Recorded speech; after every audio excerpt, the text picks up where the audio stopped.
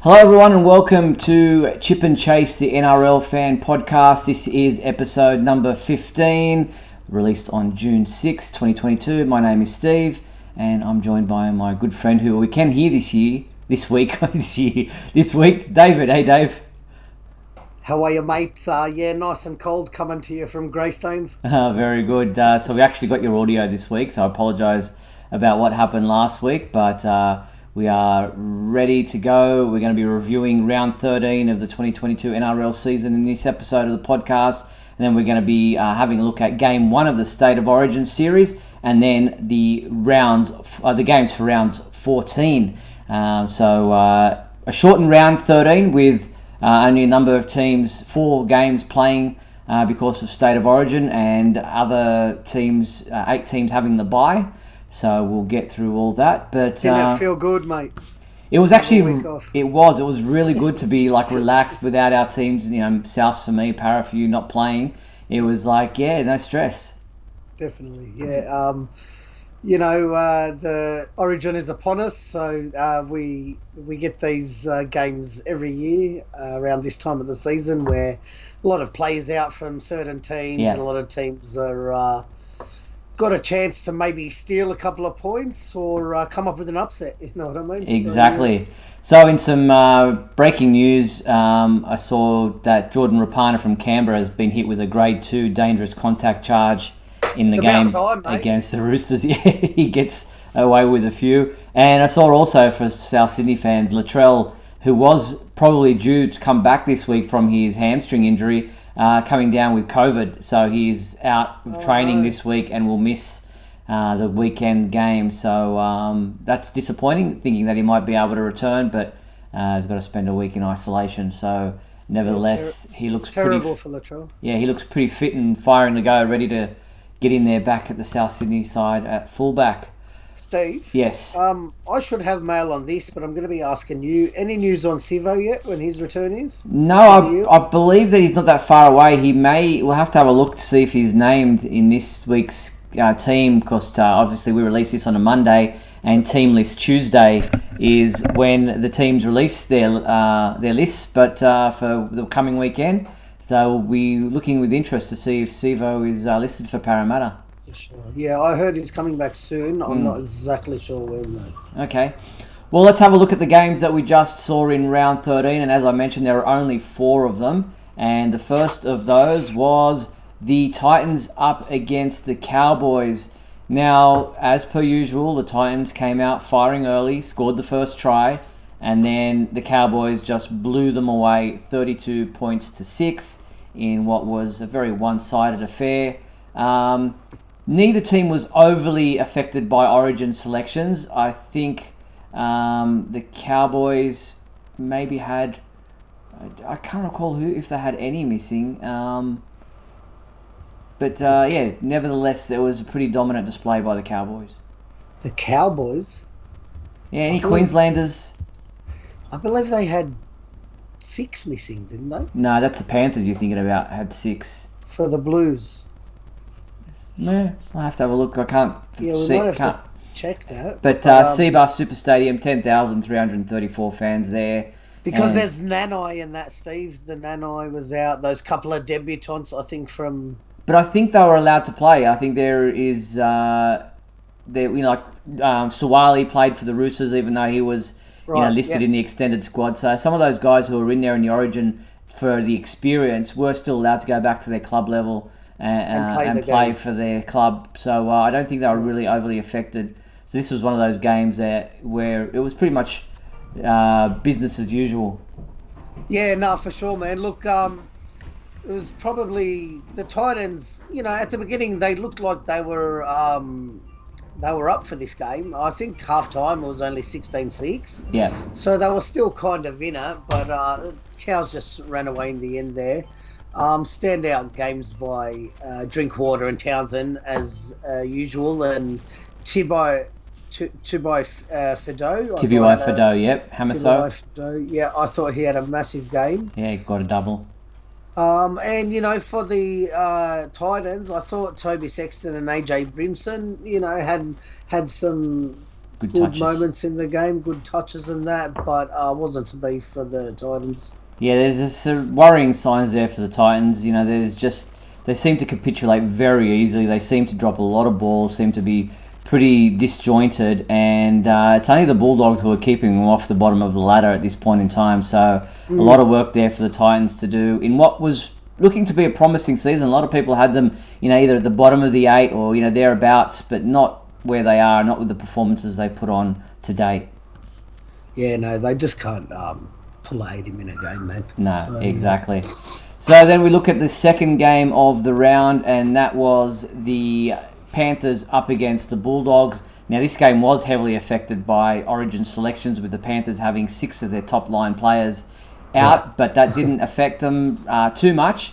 They still had quite a number of their gun players, Dylan Edwards, Viliami Kikau, all in there doing great stuff. And Kurt Falls on debut, player I think he's about 26-27, who played with Cleary coming through the juniors, finally got his first grade debut. He had a great game. Had a pretty good game, yeah. He had a try assist, he kicked 5 goals, and all in all had a pretty good first out appearance for the Panthers, who ran away with this 30-18. The Bulldogs looked like they might come back and make a game of it late in the second half, but then some silly errors. Vaughan just threw a pass that was never on. Panthers swooped on it, scored a try, and then kind of kicked on to take the game away late there in the second half.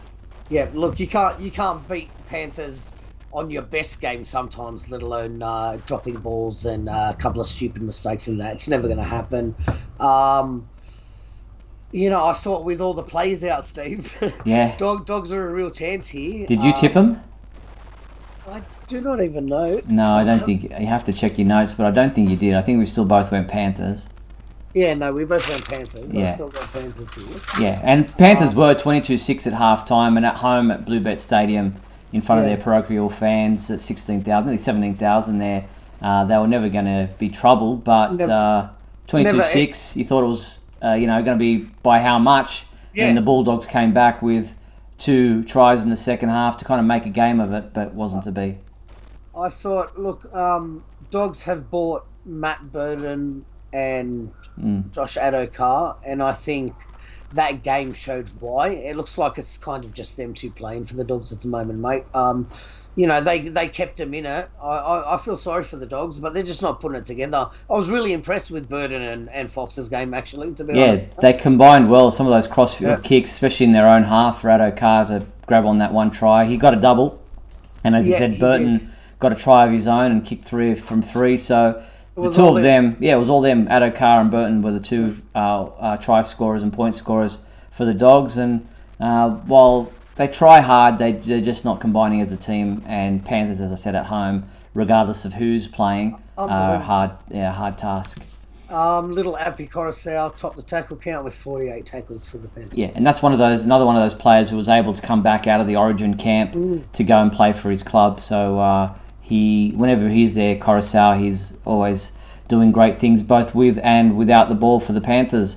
So well done to the Panthers on that game, winning 30-18. All right, then we jump to the third game, I should say, of round 13, and this one was the Manly Sea Eagles up against the New Zealand Warriors, thrashing 44-12. Manly were on fire, doing everything right there at 4 Points Park at home at Brookvale in front of 9,248 fans. Yet the Warriors just still can't get it together. I don't know what Sean Johnson's doing, but he's not playing to his full potential at the moment. Didn't even see him make that game. He went missing a lot of the time. And Reece Walsh, even in the second half, went missing a little bit. It all fell on their 5'8" to do pretty much all the work this game. He was the link man. He was the one throwing the balls. He was the one directing them around the park. Tavita Harris. Yeah, Tavita Harris. So, and he's thinking of kind of hanging up the boots for a little bit at the end of this season. So, Sean Johnson, wow, he just, for a guy who came to the club with big promise coming back to the Warriors, he's not standing up. Yeah, no, I didn't know what to expect in this game. And there was your mate Bunty Afoa getting sin binned. Hey, mate, let me get to my notes. Not only did he get sin bin, but my man Bunty Afoa scored a try too. So. And he's playing his 97th game, Dave, for a debutant. Wow. Yeah, no, he stood out for me. He had a good game, my man Bunty. But, mate, Ruben Garrick, Steve. Yeah. 7 goals, 2 tries, 230 run meters in this game.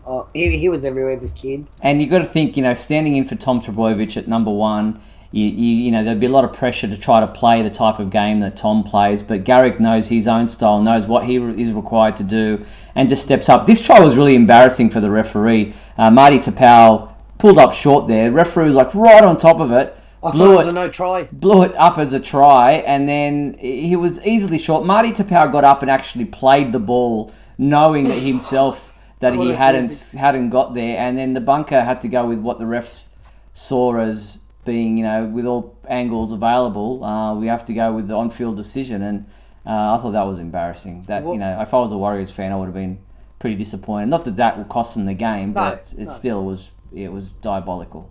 Yeah, look, I thought from the views I saw there was enough evidence to say he got nowhere near the try line there. So, but they went with the ref there, so we'll just have to live with that. Yeah, I don't know, mate. Manly just too good. Manly just too good. Yeah, Ruben Garrick, as you said, the star of the team. Jason Saab back in first grade after coming back from injury, scored the last try of the game. He grabbed the intercept try, at the end there. So well done to the Manly Sea Eagles, winning that game, as I mentioned, 44-12. All right, then we move on to the final game of round 13.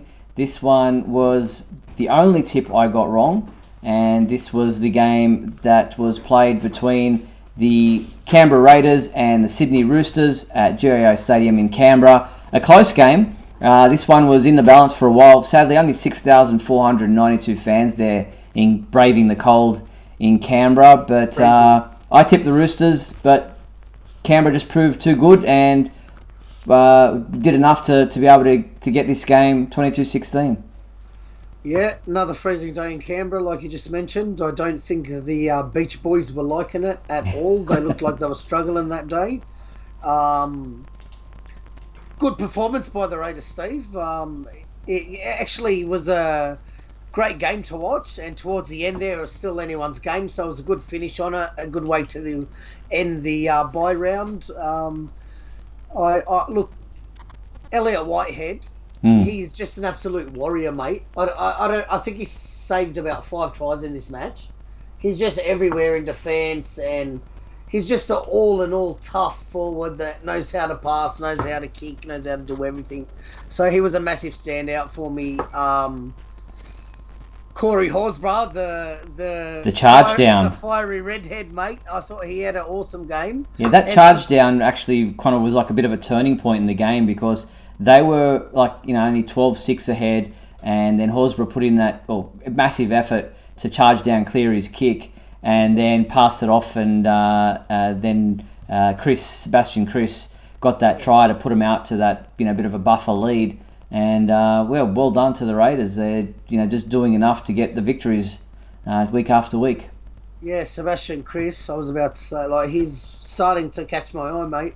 Every week he's doing something good for the boys in green down there, so good work to the Raiders. Yep, well done. And Sawali got a nice try in the corner, another one of those Origin players that came out of camp to play for his team. And what about pickup? This pickup from Xavier Savage was pretty impressive on the run, and he was the charge down by Horsburgh, putting pressure on Cleary. Cleary rarely gets pressured like that, and then Sebastian Chris having enough speed to get around and go around under the post.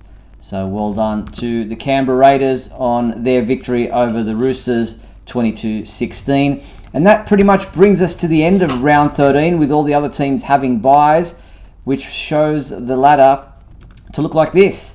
At the pretty much the halfway mark of the season, we've got the Panthers still sitting pretty on top, 4 points ahead of the ahead of the Storm, 24 points, and Storm on 20. And then you've got the Cowboys, the Broncos in the top 4, The Eels just sitting outside of that top 4 on points for and against, and then the Sharks, the Roosters, and the Rabbitohs making up the top 8. Dragons just outside again on points for and against, and then Manly and Canberra both on 12. Newcastle sitting on 10, and then Tigers and Warriors on 8. Titans on 6, and the lowly Bulldogs still sitting on last on 4 points with a massive 164 minus a for and against, so negative for and against. So there you go, that's the ladder, round 13. Yep. So any standouts there for you? I think the Cowboys and the Broncos are a bit of a surprise package for most people.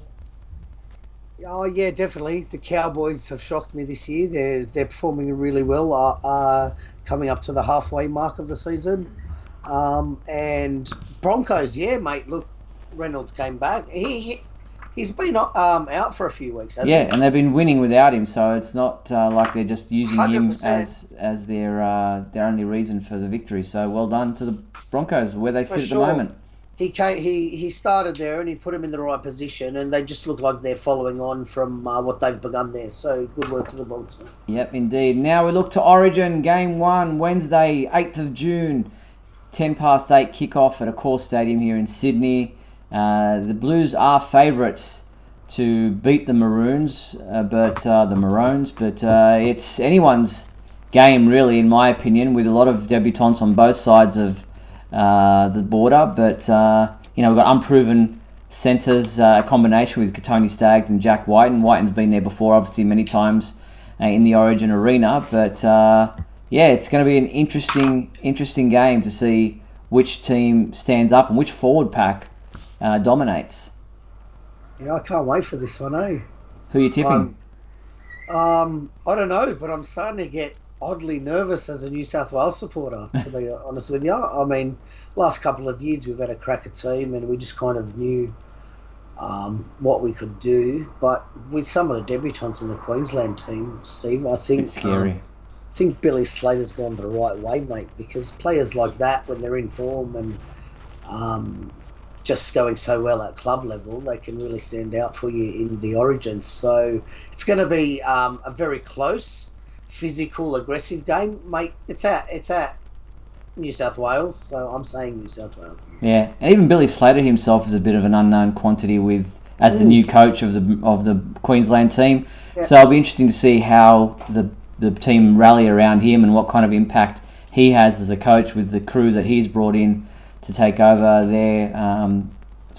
Interesting game. I'm going to tip the Blues as well. Wait and see how that one pans out on Wednesday night. But as we mentioned, the full round comes back after that on round 14. Starts on Friday night. There's no Thursday night game with Origin on Wednesday to give a little bit of a buffer with teams playing on the weekend. And we start the round 14 of the competition with the Cowboys up against the Dragons. Cowboys hot favourites. This being at Queensland Country Bank Stadium in Townsville. I am going to be tipping the Cowboys here. Yeah, Cows are on fire at home, so I'll take the Dragons. Put me down for Cows. Okay. Then we look at the next one is the Titans up against the Rabbitohs. This one played at Seabus Super Stadium on the Gold Coast. The Saturday 3 p.m. game. Look, Souths haven't been playing that well, but the Titans are woeful at the moment. So if there's anything but a Rabbitohs victory here, I'll be massively surprised. Yeah, I'm with you, mate. I think Rabbits will take this season. All right, then the third game of round 14 is the Saturday 5:30 p.m. game. This will be a big one. The Roosters up against the Storm. Sydney Cricket Ground here in Sydney. I think the Storm, even though they'll probably have, I don't know if they'll rest any players or if players will back up. Most players like to back up after Origin because they feel like they owe their club, for the selection that they got in Origin. So yeah, I'm thinking Storm players will probably back up, barring any injuries. So I'll be going Storm to beat the Roosters here. Look, you can be sure Munster will be there backing up. Yeah, look, I don't think Chooks will be able to do it. So put me down for a Storm victory. Okay. Then the Broncos up against the Raiders. This will be a big game. Raiders, playing really well. Have done all these, I think, like 4 out of 5 games they've won at the moment, where the Broncos, as we said, are sitting on 4th position on the ladder. This is a Saturday 7:35 p.m. game at Suncorp Stadium in Brisbane. This is a tough one to tip because, again, after Origin, you just don't know how teams pull up. But I'm still going to go Broncos just on current form, where they sit. Being in Queensland, that's pretty much all I've got. But it could be a very close game. I think if any team might struggle a bit after the Origin, it might be the Broncos. Mm-hmm. So, after the Roosters game, and I was there against the Eels, which I thought they played really well in that game too. I think Raiders might be able to get up for this one and beat the Broncos. It wouldn't surprise me. It's going to be a close one. Yeah. Then the Tigers up against Manly. This is the 2 p.m. Sunday game played at Campbelltown Sports Stadium. Tigers not playing really well. Manly had a blinder against the Warriors. I'm going Manly here. Yeah. You had to think about it? Not much to say about that. No. I was trying to think what I should say, and then I just came up with Manly. Yeah. All right. Then game 6 of round 14 is the Newcastle Knights up against the Panthers. This one at McDonald Jones Stadium in Newcastle, which is probably all that's going for Newcastle on this side of the game. The fact that it's a home game, but beyond that, I cannot see anything but a Panthers victory, and by plenty. Mate, I'm looking at my scorecard here, and it looks like we've tipped exactly the same. So, yeah, put me down for Panthers. Yeah, no, you've gone Canberra for that Canberra game. Oh, sorry, bar that. Bar that. So far. Yeah. All right, then game 7 of the round is the Sunday 6:15 kickoff at Moreton Daily Stadium. The Warriors up against the Sharks. The Sharks are sitting in 6th, doing well. They'll get players back from Origin like Nico Hines, who is 18th man, so probably won't play. He'll be fresh. Warriors are playing really poor at the moment, and I think even though it's in Moreton Daily Stadium at Redcliffe, which is currently the Warriors' home ground for a couple more weeks, I still think the Sharks will be too good for them. Yeah, I'm going for Warriors here. Really? Is what no one would ever say. So I'd love to be able to say that right now, but I'm not. I'm going with the Sharks. Okay, got me there. And then the final game of the round, the one that you'll be interested in most of all, obviously the big clash. Well, it's usually a big clash because they're arch rivals. The Bulldogs up against the Eels. Although the Bulldogs are sitting at the bottom of the ladder, Eels currently sitting in 5th. This is a 4 p.m. Monday kickoff, Monday night football, Monday afternoon football at Accor Stadium in Sydney. Yeah, baby. Eels by plenty. Look, I just hope the Eels do not underestimate this Dogs team, because when they come to play Para, they always turn up, mate. So I think Eels will be too good across the park, but go into this game very, very cautious, I think. Yeah, it can be one of those games. It's a bit of a danger game if your team thinks they just have to turn up to win. So Eels for me. Yeah. Me too. All right, so that is wrapping up the round 14 games. It's a short but sweet one with only 4 games to review, I should say, from the previous round. But looking forward to Origin on Wednesday night, and then round 14 following that on the weekend. Should be a cracker week of footy. Really looking forward to the Blues versus the Maroons. So if you're there, enjoy the game. It should be a cracker. Cannot wait for this one, mate. Bring on game 1 of the 2022 series. Hopefully should see you at my house, Steve. Sounds good. All right, guys. Thanks for watching another episode of Chip and Chase, the NRL Fan Podcast. We will catch you next Monday night when we review games from the round 14 and as well as Origin game number 1. Look forward to talking to you then, Dave. Thanks again, Steve. Thanks everyone for listening. We'll see you next week. All right, take care. See you. Bye-bye.